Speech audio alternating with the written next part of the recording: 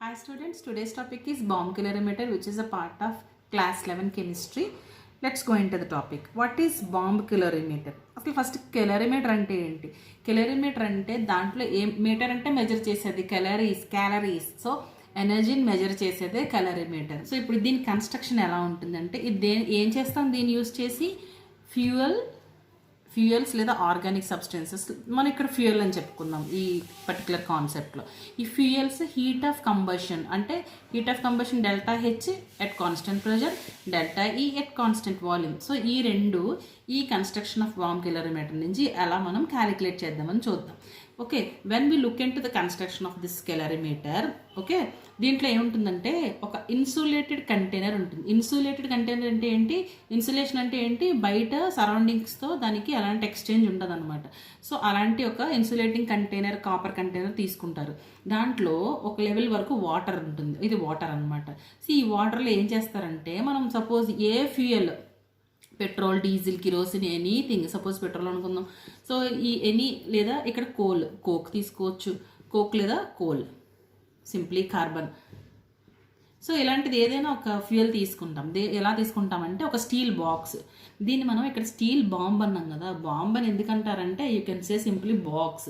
Bomb అని ఎందుకంటారంటే ఈ ఫ్యూయల్ కంబషన్స్ అనేవి ఏంటి, ఎగ్జోథెర్మిక్ రియాక్షన్స్ కదా. అంటే అవి కంబస్ట్ అయినప్పుడు మనకి ఇమ్మెన్స్ హీట్ ప్రొడ్యూస్ చేస్తాయి. ఆ హీట్ని అది సస్టైన్ చేయగలుగుతుంది కాబట్టి దాన్ని బాంబ్ అన్నారు అంతే. That's the thing. There is nothing special in naming that.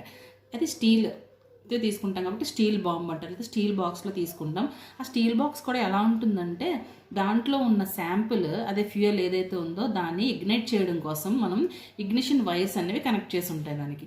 So ignition wires ఉంటాయి అంటే ఇప్పుడు మనం ఫ్యూయల్ లేదా పెట్రోల్ మనకి ఇగ్నైట్ అవ్వాలంటే ఏం చేయాలి, హీట్ ఇస్తాం, okay. But for combustion process you need oxygen, right? So ఈ స్టీల్ బాక్స్ అంతా కూడా ఆక్సిజన్తో మనం ఫిల్ చేస్తాం అనమాట. సో ఈ ఆక్సిజన్తో ఫిల్ చేసిన స్టీల్ బాక్స్లో తీసుకున్న శాంపిల్ని ఇగ్నిషన్ వైర్స్ ద్వారా మనం హీట్ చేసినప్పుడు ఏమవుతుంది, కంబషన్ జరుగుతుంది. In presence of oxygen combustion జరిగి లాట్ ఆఫ్ హీట్ బయటకు వస్తుంది.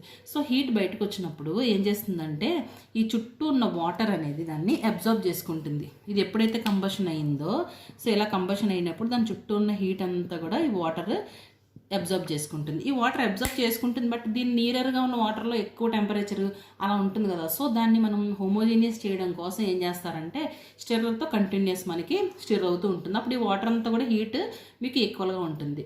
సో అప్పుడు హీట్ని ఎప్పుడైతే కంబషన్ జరిగిన తర్వాత వచ్చే హీట్ని ఈ థర్మోమీటర్ అనేది మనకి రికార్డ్ చేస్తుంది అనమాట. Okay, this is what about the bomb calorimeter. అర్థమవుతుందా? మనం ఫ్యూయల్ని ఒక స్టీల్ బాక్స్లో తీసుకుంటాం, ఆక్సిజన్ ఉంచుతాం. సో ఇక్కడ అంతా అబ్జర్వ్ చేయాల్సిన ఇంకొక విషయం ఏంటంటే this whole process is done at constant ప్రెషర్లో మనం చేస్తాం. సో 20 atmosphere అవ్వచ్చు, 10 atmosphere అవ్వచ్చు, depending on the fuel type. Okay, so biogas ఇండస్ట్రీస్లో కూడా మనం ఎక్కువగా యూజ్ చేస్తూ ఉంటాం వీటిని. సో ఇలా మనం బాంబ్ calorimeterలో మనకి ఇక్కడ రికార్డ్ అయిన టెంపరేచర్ని ఎంథాల్పీ ఆఫ్ కంబషన్ కింద మనం క్యాలిక్యులేట్ చేస్తామన్నమాట. ఓకే, ఇప్పుడు దీంట్లో reaction of heat of reaction equal to C delta T అవుతుంది. సో డెల్టా టీ ఏంటది, టెంపరేచర్. సపోజ్ మనం ఏమి చేయలేదు, స్టార్టింగ్లో టెంపరేచర్ 1 ఉందని, T1 అనుకోండి. ఆఫ్టర్ కంబషన్ మనకి T2 అయిందనుకోండి టెంపరేచర్. సో డెల్టా టీ ఏమవుతుంది, T2 మైనస్ T1. ఓకే, దీన్ని ఎలా రాయొచ్చు, C into T2 minus T1. ఇక్కడ C అంటే ఏంటంటే heat capacity of whole system. Okay, ఇప్పుడు అలా కాకుండా హీట్ కెపాసిటీ ఆఫ్ బాంబ్ లేదా ఫ్యూయల్, దీన్ని ఇక్కడ మనం బాంబ్ అని చెప్పుకోవచ్చు లేదా ఫ్యూయల్ అని కూడా చెప్పుకోవచ్చు అనమాట. ఇక్కడ ఏమేమి ఉన్నాయి, వాటర్కి ఒక టెంపరేచర్ ఉంది, అలాగే ఫ్యూయల్కి ఇక్కడ ఈ బాంబుకి ఒక టెంపరేచర్ ఉంది. అంటే ఇక్కడ కంబషన్ జరిగినప్పుడు మనకి ఎనర్జీ రిలీజ్ అవుతుంది కదా ఎగ్జోథెర్మిక్ రియాక్షన్లో. అంటే energy is released by bomb, right? This bomb steel box అని చెప్పుకుందాం. Okay, and energy is absorbed by or heat absorbed by water. అంటే రెండు విషయాలు జరుగుతున్నాయి కదా, హీట్ ఎవాల్వ్ అవుతుంది, అబ్జార్బ్ కూడా అవుతుంది అనమాట. సో ఇన్ దట్ వే ఇక్కడ మనం క్యూ డిఫరెంట్గా ఎలా రాసుకోవచ్చు అంటే N of bomb into C of box into delta T plus N of water, C of water, delta T. ఇదొక రిలేషన్.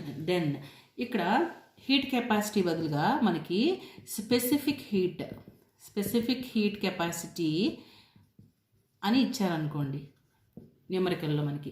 సో అప్పుడు ఈ రిలేషన్ ఏమవుతుందంటే ఎస్ డెల్టా టీ.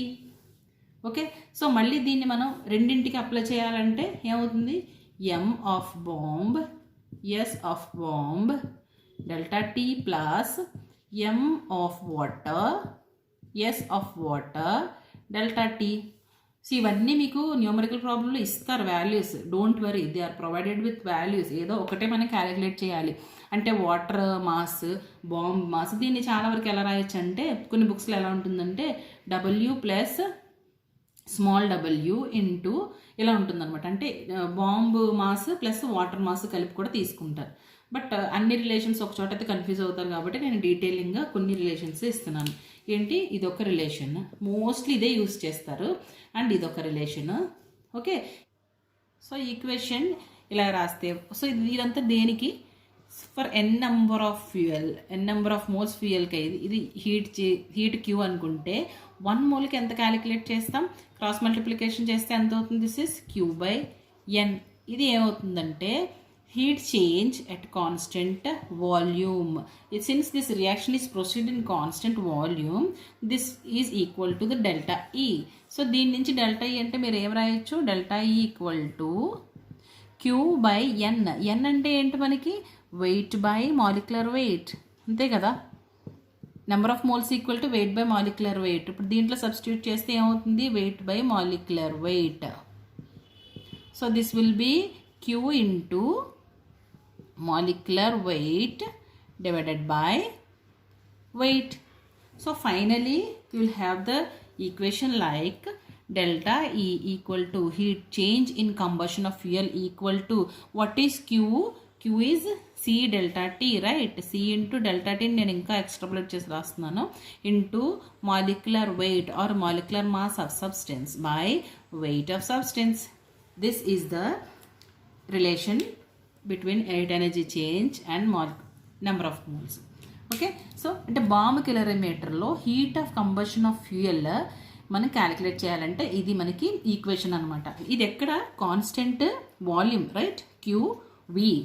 అలా కాకుండా మనం క్యూపీ అట్ కాన్స్టెంట్ పీ అంటే దేంతో ఇండికేట్ చేస్తాం, that is delta H, right. So ఈ డెల్టా హెచ్ని ఎలా రాస్తామంటే మనకు ఆల్రెడీ ఒక రిలేషన్ తెలుసు, delta H equal to delta E plus delta nRT, right. So డైరెక్ట్గా ఈ వాల్యూ దీంట్లో మనం సబ్స్టిట్యూట్ చేస్తాం అనమాట.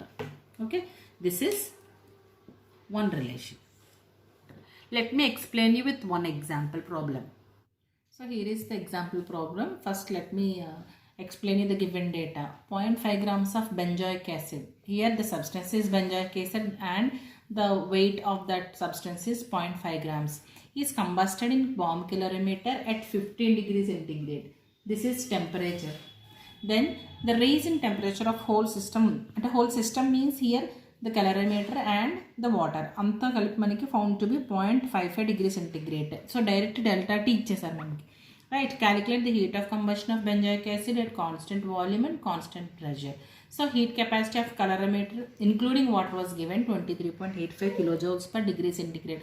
Here calorimeter including water అని ఇచ్చారు కదా, ఇలా కాకుండా ఓన్లీ calorimeter ఇస్తే you have to add the water heat capacity.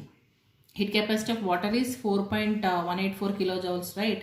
So ఇక్కడ మనకి including ఇచ్చారు కాబట్టి no need of adding. Then you have to calculate the heat of combustion at constant volume. At constant volume heat of combustion is delta E, right? At constant pressure that is delta H. Now you have to calculate delta E. Delta E equal to what is the formula here? C into delta T into molecular mass divided by weight of substance. So ఇక్కడ C అంటే ఎంత ఉంది, 23.85 kilojoules per degree centigrade into delta T 0.55 degree centigrade into what is the molecular mass of substance. What is the substance here? Benzoic acid. What is benzoic acid formula? C6H5COOH. The molecular mass is 122 grams per mole. that is 122 grams per mole by weight of the substance is 0.5 grams. Okay, so ఇప్పుడు మనకి ఈ values cancel చేస్తే ఇక్కడ ఈ degree centigrade gram cancel అవుతుంది. This the whole value will be 3200.6 kilojoules per mole లేదా kilojoules mole inverse అని రాసుకోవచ్చు. What is this? This is delta E. From this you have to calculate delta H. What is the delta H formula? with delta E plus delta nRT, right? This is the formula. We know delta E here, R and T. T is 15 degrees centigrade. No, the system was at 15 degrees centigrade. So T equal to, here T equal to 15 degrees plus 273. It has to convert into Kelvin, right? 288 Kelvin. Now R equal to R gas constant equal to 8.314 kilojoules per mole K, right? Sorry, joules per mole K. So దీని kilojoules లో మార్చాలంటే 8.314 into 10 power minus 3 kilojoule per mole K. Kilojoule per mole K units kada. Okay, then what is delta N here? Delta N equal to number of moles of products minus number of moles of reactants. So ఇప్పుడు ఇది తెలియాలంటే you have to know the reaction of combustion of benzoic acid. So benzoic acid reaction combustion ఏమొస్తుందంటే first C6H5COOH, okay, with oxygen, right? So what will ఏమొస్తుంది మనకి? Carbon dioxide combustion ఏదైనా సరే carbon dioxide gas plus water. So ఎందులోనే మనకు కంబషన్లో వచ్చేది ఇదే, right? This is the combustion reaction of benzoic acid. So you have to balance this reaction first. You have 6 carbons here. 6 plus 1. 6 plus 1, how many you have? 7. So it should be multiplied with 7. Then now balance the hydrogens. You have 6 hydrogens here. 5 plus 1, 6. So multiply with 3, you will get 6 hydrogens. Okay, hydrogens and carbons are balanced. Now look at the oxygens. Oxygens you have how many? 14 plus 3, 17. So 17 oxygens ఉన్నాయి కాబట్టి ఇక్కడ 17 రావాలంటే దేంట్లో multiply చేయాలి మీరు? 7.5. Simply 7.5 into 2 will be 15. 15 plus 2, 17. So 17 will be balanced. So ఇప్పుడు దీంట్లో ఏంటంటే డెల్టా ఎన్ ఎంత అవుతుంది? ఎన్పి మైనస్ ఎన్ఆర్ అంటే number of products minus number of reactants కదా. మోల్స్లో తీసుకుంటే నెంబర్ ఆఫ్ ప్రొడక్ట్స్ ఎంతమంది? ఓన్లీ గ్యాసియస్ ఇక్కడ మనం కన్సిడర్ చేయాలి. ఓకే, ఈ రియాక్షన్లో గ్యాసెస్ ప్రొడక్ట్సే మనం తీసుకోవాలి. Number of moles of products అంటే ఇది తీసుకోవాలి.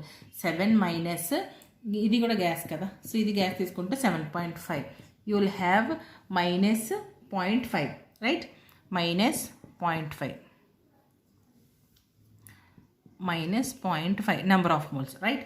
ఓకే, ఇప్పుడు ఆర్ తెలుసు, టీ అండ్ డెల్టా అని కూడా తెలుసు. డెల్టా ఈ మన పైన వచ్చే వాల్యూ సబ్స్టిట్యూట్ చేస్తే delta H equal to what is delta ఈ here? 3200.6 kilojoules per mole plus delta n equal to minus 0.5 into r 8.314 into 10 power minus 3 kilojoule per mole K into what is T? 288 K, right? So ఇప్పుడు units మనం cancel చేసుకుంటే ఫైనల్గా వచ్చే value చూద్దాం. So by the calculation you will have so mole cancel అవుతుంది, ఈ kelvin cancel అవుతుంది.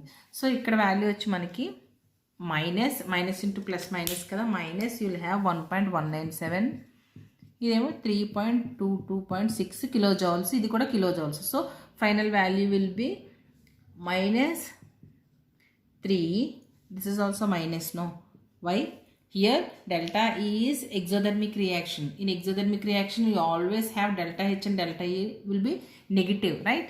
-3201.86 kilojoule per mole.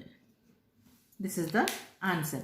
Okay, so ఇక్కడ మైనస్ ప్లస్ అనేవి వాల్యూ డిక్రీజ్ అండ్ ఇంక్రీజ్ కాదు, indication of exothermic endothermic reactions అనమాట. So combustion is always exothermic reaction or delta E or delta H will always be minus. Okay, remember that. I forgot to mention here. Okay, this is all about bomb calorimeter and problem solving using bomb calorimeter equations. Thanks for watching.